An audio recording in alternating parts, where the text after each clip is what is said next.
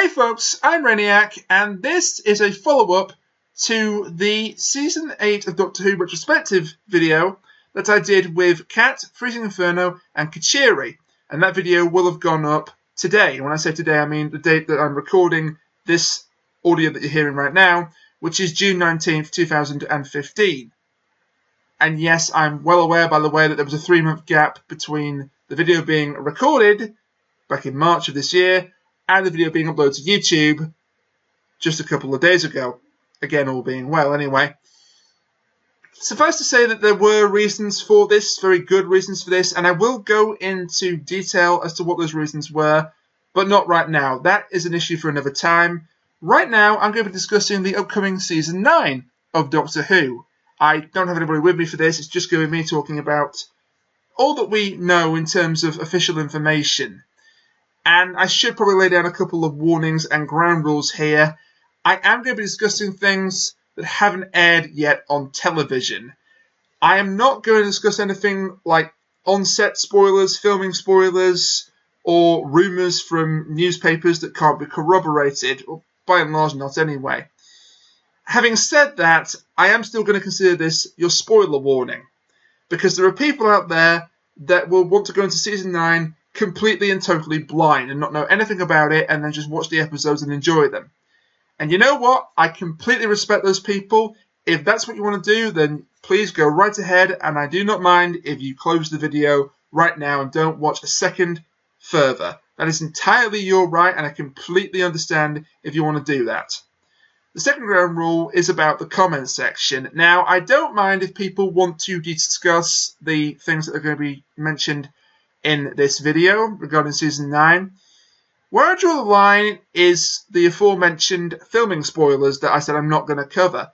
So basically, if something is not discussed in this video, you can probably take it as read that I don't want you to talk about it in the comments below, because the last thing I want to do is get close to the beginning of Season 9 and then it's spoiled for me because some guy's decided that he's read how the season ends based on a spoiler site, read it off a spoiler site, and decides to post that in the comments of the video, and I see it because I, of course, read every comment on my video, more for me, and then suddenly I know how Season 9 is going to end as well, and the enjoyment is spoiled for me as well. So, as I say, don't mind you talking about it in the comments. In fact, I encourage you to talk about it in the comments and debate, because as I always say, debate is healthy. But I draw the line at things that aren't mentioned in this video. If I see a comment that brings up something that is not discussed here, then I will delete it on site. I'm not going to block anybody because people may not even do it without even realising what they're doing. But I will just remove the comment without hesitation. You have been warned. So now that the formalities are out of the way, let's talk about what we all came here to talk about, Season 9. And when I say that, bear in mind that it's actually a lot less info to talk about than I was expecting. Because for once, the Spoiler Prevention Department, if such a thing even exists, of the BBC, did their bloody jobs correctly, and there's an awful lot less information floating around the internet about Season 9, and much of it has actually been put out by them themselves. Which is a stark contrast to previous years, where an awful lot of details were leaked and spoiled way before broadcast, mostly because episodes would go to foreign countries to be redubbed, and people there decided, oh, what the hell, I'll just leak all the information out of the episode, nothing bad will ever come of that. Perhaps most infamous, by the way, the DVD leak of the first 5 episodes of Series 8 last year, all leaked, all on the internet, all in black and white. But enough about that, that's a story for another time. So, what do we know about Season 9 then? Well, forgive me for stating the bleeding obvious, but let's talk about the main cast then. Peter Capaldi will be returning as the Doctor and appearing in all the episodes. Shocking, I know. Well, we think he'll be appearing in all the episodes. There might be another episode, because occasionally there's an episode where the Doctor doesn't appear at all or appears in it very little, like the Doctor Light Flatline, although I questioned if that was actually a proper Doctor Light last year. But it was certainly the episode that he was the least in. He was in for the least amount of time that season, so I suppose it counted as the Doctor Light. Jenna Coleman will be joining him as Cora Oswald as his companion, as was confirmed by Stephen Moffat and the actress herself. And just on a little tangent here, it was confirmed also by Stephen Moffat that her original departure was scheduled to be Death in Heaven. And then she approached Stephen Moffat and said that she wanted to come back for Christmas. So he kept her in for Christmas.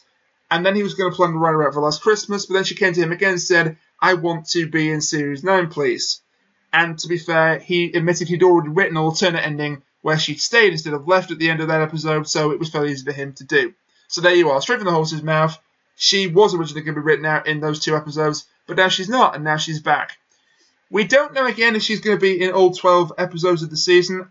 It's probably safe to assume that she is, to be honest, because the Doctor's always going to need a companion, unless there's some sort of shocking twist and he gets a new companion right at the end of the season. But if that happens now, by the way, please don't hate me for accidentally spoiling that. That's just pure speculation, and I don't think it's going to happen. I do think she will be the companion from episode 1 to episode 12, and quite possibly the Christmas special that's yet to be filmed as well. But who knows? But those are going to be the only 2 regular cast members in the TARDIS. Samuel Anderson is not expected to appear this series. Danny Pink is officially dead, again stated by Stephen Moffat and the actor himself, and Anderson does not expect that he will return in Season 9, although he has stated that the possibility of returning to the show remains in place by virtue of playing Orson Pink, who we don't know what happened to. He just didn't appear again after Listen, but as far as we know, he's not dead, so if Samuel Anderson does want to return, or Moffat wants to bring him back, there is an option there to bring him back playing a different character to Danny Pink. And I know it was the source of rampant speculation, but no, it appears there is no third companion to join Peter Capaldi and Jenna Coleman on the TARDIS. Jenna Coleman, excuse me, in the TARDIS. One person we know in particular who's not returning as a companion is Faye Marzi, who plays Jonah McCullough in Last Christmas. She's got on record saying that she hasn't been contacted about appearing in Season 9. Now, it's possible that she's lying, but given that we do have some on-set spoilers, and I'm not going to talk about what they are, it is confirmed that it doesn't look like there is a third character travelling with the Doctor and Clara on a regular basis anyway. So I think it's probably safe to assume that the third companion scenario will not be happening this year, and if Jenna Coleman does leave the series at the end, leave the show at the end of the series, then the cycle will just continue with that she'll be replaced by another companion. But while we may know about who will be occupying the TARDIS this season, we know very little about their respective characters and how they're going to change and develop from Season 8.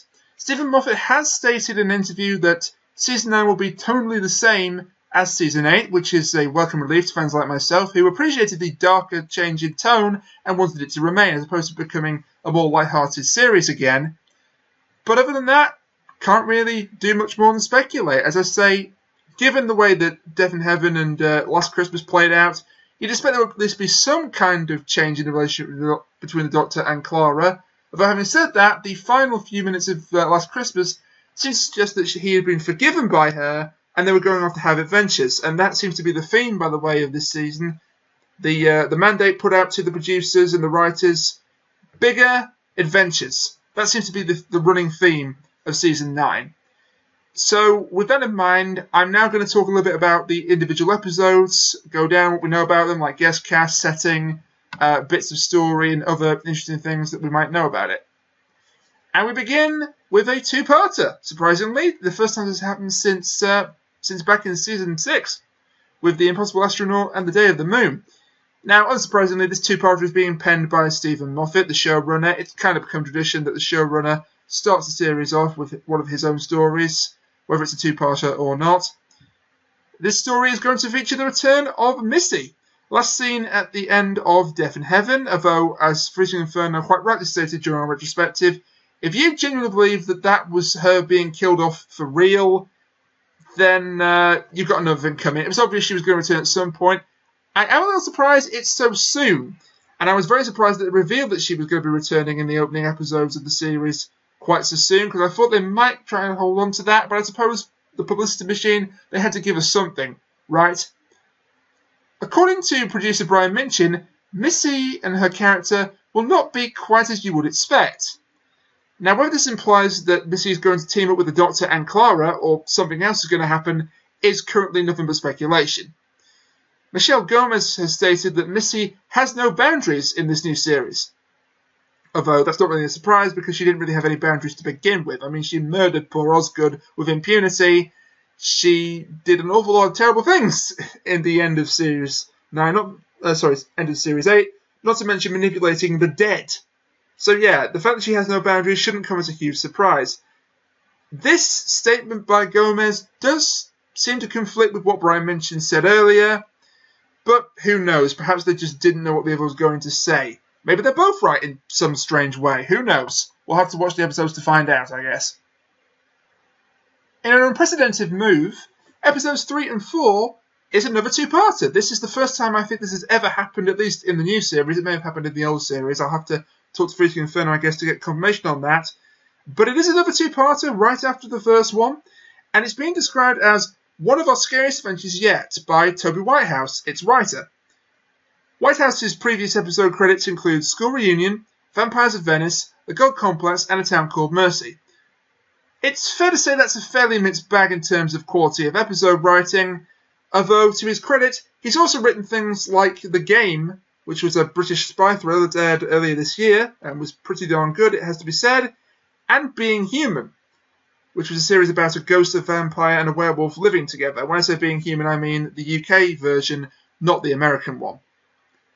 An entire roster of actors and actresses has been revealed for this episode. Far too many to mention here, so I'll just mention the ones that stand out.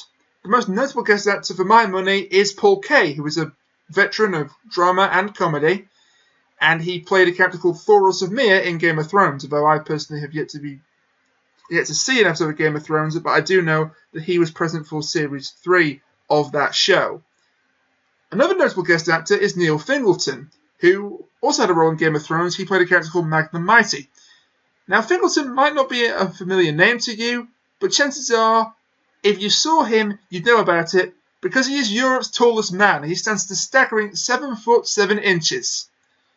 Fingleton's role is unconfirmed at this point, but it's rumoured that he'll be playing an alien who lives in Loch Ness after crash landing there, although take that with a huge pinch of salt. Take that with a truckload of salt if it happened to come from the Daily Mirror. I don't know if it did, but if it did, then take it as it's probably not right. But that's the rumour that's going around. He's an alien that lives in Loch Ness. He certainly would be the right build for it at 7 foot 7, my God. A third actor who might be familiar to people is Colin McFarlane. He previously appeared in Torchwood Children of Earth, playing some sort of general, if I remember correctly. But he's perhaps most famous over here for a performance where you don't actually see him. He's the voice of the Cube in the game show of the same name. He will also be making an appearance in the episode, but as with all of the actors revealed for this episode, or announced for this episode, we don't know any of the roles that they will be playing. Following on from Toby Whitehouse's two-parter, we have episodes 5 and 6, which are the only episodes in the entire run that have official titles, which are The Girl Who Died, episode 5, and The Woman Who Lived, episode 6, respectively. Now, you might be forgiven for thinking, given those titles and the fact that I've chosen to talk about them together, that this is yet another two-parter, making it 3 in a row, but it actually isn't. This isn't so much a two-parter as 2 separate episodes that are linked, and they're linked by its main guest star and the monster. The main guest star is being played by Maisie Williams, again of Game of Thrones fame. A lot of Game of Thrones actors appearing in Doctor Who this year, not that I have a problem with that. But everyone is being extremely tight-lipped about the role she's going to be playing on the show, and that includes Maisie Williams herself. She has stated that her character gives the Doctor the right sort of hell, whatever that means, but when quizzed by various people like Graham Norton and internet sites, she's given a different answer each time as to what the character is going to be that she's playing. Episode 5 is written by Jamie Matheson and Stephen Moffat, so it's going to be great that they're going to be teaming up together, while Episode 6 is written by a newcomer to Doctor Who, Christina Tregenna. However, Tregenna is not a newcomer to writing science fiction because she's a former Torchwood writer. I think she wrote one of the most acclaimed episodes of Torchwood series. I'm trying to remember if it was Torchwood Series 1 or Series 2. It was Series 1. I think it was episode 10 of Series 1, but don't quote me on that. It was quite a long time ago. And that new monster I mentioned, it basically resembles a Big Daddy from the Bioshock series. We don't know any of the details about them other than they will be appearing both the girl who died and the woman who lived, as well as, I say, Maisie Williams. So the speculation is that she's the girl of the title, but the girl and the woman, of course, because she's a girl who died and then a woman who lived. It says it in the episode titles. Get it right, Rainiac. Jeez. But again, that's just pure speculation at this point. UK comedian and actor Rufus Hound will also be appearing in at least one of the episodes because he was spotted at a read-through of one of the scripts, along with Peter Capaldi and Maisie Williams. After The Woman Who Lived, we'll be getting yet another two-part story. That makes 3. This is almost unprecedented. It's unnamed, yet again, and it's written by Peter Harness, whose only previous story for Doctor Who is Kill the Moon. And given how the fans reacted in general to Kill the Moon, it's quite the brave move on Stephen Moffat's part to bring him back so soon. But having said that, Harness did also write the excellent Jonathan Strange and Mr. Norrell, which is currently airing on BBC television at the moment. It's based on an 800-page novel about magic in Victorian England. It's very entertaining and very well done, so because he wrote that, I am going to give him another opportunity to impress us with this episode. Hopefully, he won't disappoint. These episodes are also being talked about because of a very surprising return. And that's the return of Osgood, played by Ingrid Oliver. Yes, Osgood was previously killed off by Missy during Death in Heaven. However, this is Doctor Who, and as Stephen Moffat has said, death doesn't really equal death. Yes, that actually is more or less a quote that he said about the show. So the circumstances of her return are currently unknown. We don't know if she wasn't killed off after all by Missy. Maybe she was teleported instead of disintegrated. We don't know if this is for previously in her timeline prior to her death, which again is entirely possible. Or perhaps there's another reason for it, which we'll get into in a moment. Kate Lethbridge-Stewart has also been confirmed as returning for this episode, and will be in at least one other episode of the series, according to, I think it was Stephen Moffat again, but I'm not entirely sure. We don't know which episode it's going to be that she will be making an appearance in, but if I had to put money on it, I'd be putting money on either part 1 or 2 of the finale, but again, don't quote me on that. Rebecca Front has been added to the cast in a role which is a closely guarded secret. This makes her the second co-star of The Thick of It to appear alongside Peter Capaldi in Doctor Who after Chris Addison, who played Seb. And our monster is also returning from the Day of the Doctor, like Osgood and Kate Lethbridge-Stewart. Somewhat fittingly, it's the Zygons. The Zygons are back. We don't yet know, however, if it's just going to be the one Zygon. Perhaps Osgood isn't actually Osgood, but it's actually her Zygon counterpart from the Day of the Doctor. Or perhaps there are several Zygons. Or perhaps an entire army. We know there are at least 5 Zygons the Day of the Doctor, so it's not like the species was down to its last individual. Or then again, maybe they'll pull a Daleks and the Zygon that appears in this episode will be the last of its kind. Who knows? According to Harness, part 1 will end on a big cliffhanger. But what that cliffhanger is anybody's guess at this point. That brings us to episode 9, which we actually know very little about, apart from the fact that it's being written by Mark Gatiss and that it's spooky. I'm not even sure the episode has been filmed yet.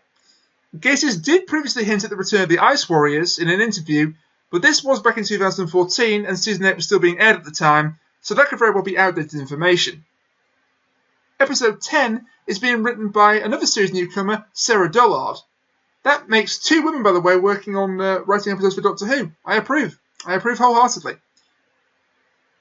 Dollard is an Australian writer who's worked on Being Human, Spy Thriller The Game, which was also worked on by Toby Whitehouse, as was Being Human, of course. She's also got writing credits for Merlin and Primeval, as well as Australian soap Neighbours, which, given her native land, is hardly surprising. This story sees another surprise return in the form of Rigsy, the graffiti artist from Flatline, played by Jovian Wade, but there are no details regarding this episode.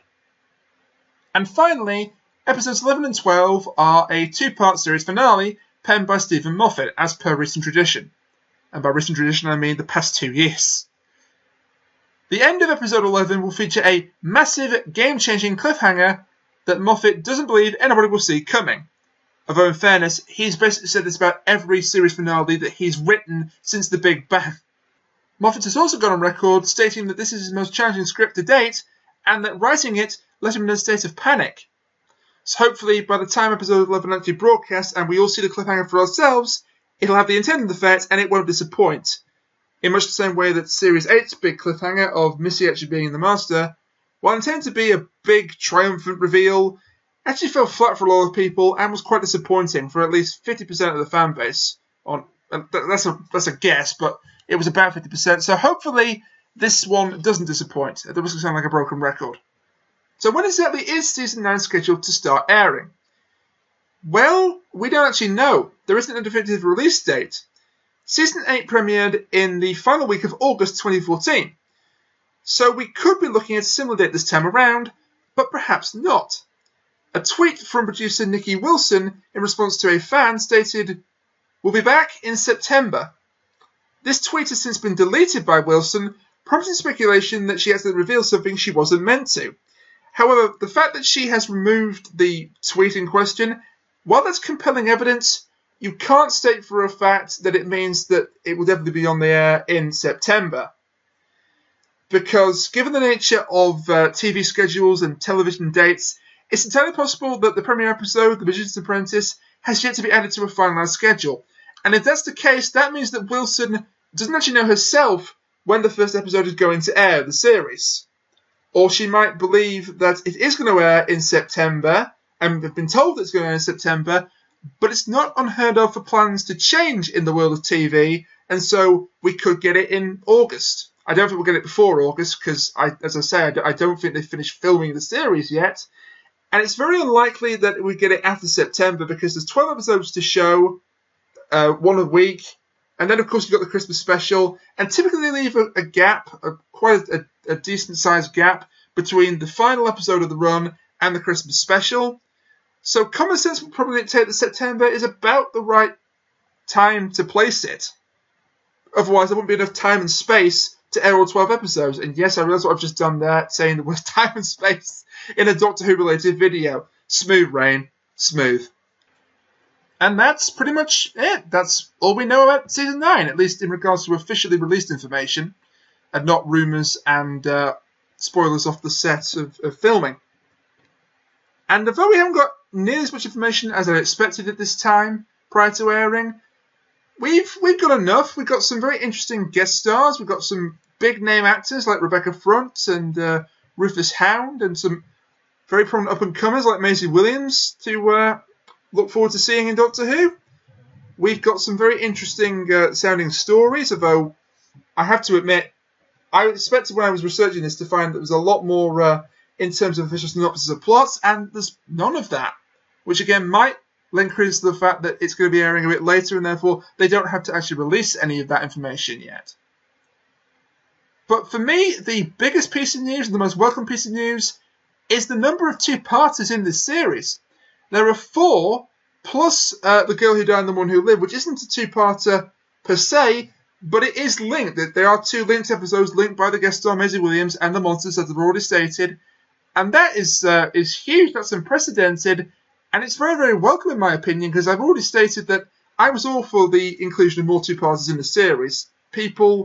Some people disagree with me, and that's fine, that's entirely your right to disagree with me about this, but a two-part story, if it's done well, gives you more time to tell a more complete and coherent story. Too many times we've complained about stories being rushed and having a rushed conclusion, and a two-part we've handled properly eliminates that.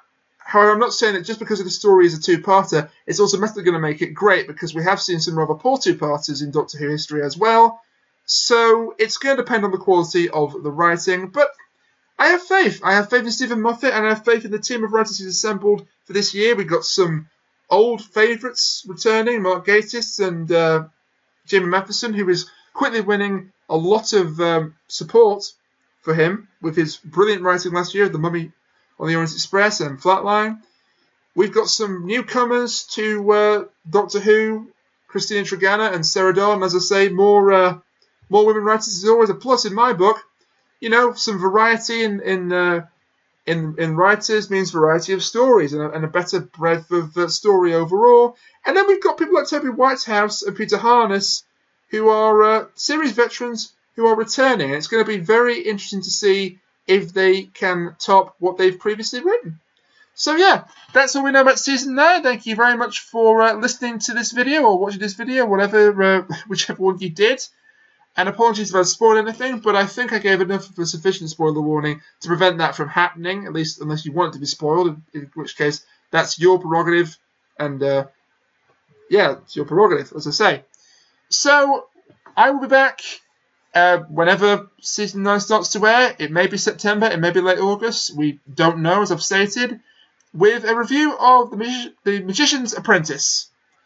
And I don't know who I'll be joined with. I don't even know if the review will be in the same format and layout. We are discussing that currently, whether there's ways to change the reviews for the better. But I will be back, and who knows will be with me to review The Magician's Apprentice. So until then, I've been Rainiac. Thank you for listening, and bye for now.